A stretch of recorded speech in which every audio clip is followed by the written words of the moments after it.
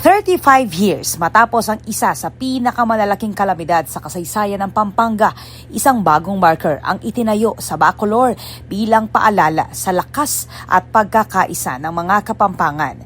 Pinasinayaan ng pamahalaang panlalawigan ng Pampanga ang Provincial Pinatubong Marker, simbolo ng pagbangon matapos ang pagputok ng Bulkang Pinatubo noong June 15, 1991. Dumalo sa seremonya ang mga opisyal ng lalawigan sa ngalan ni Governor Lilia Nanay Pineda at Vice Governor Dennis Delta Pineda kasama ang mga local officials ng Bacolor at iba pang partner organizations.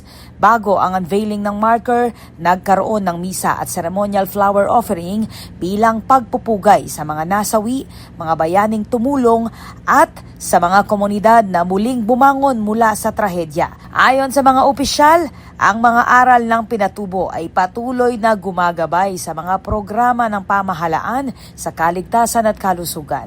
Hindi lang ito marker ng nakaraan, isa rin itong paalala na sa panahon ng pagsubok, ang kabayanihan at katatagan ng Kapampangan ang tunay na dahilan kung bakit patuloy tayong bumabangon. Ako po, Patricia Mawangon para King News Force Pampanga. Balitang totoo, King Balen, susuyo.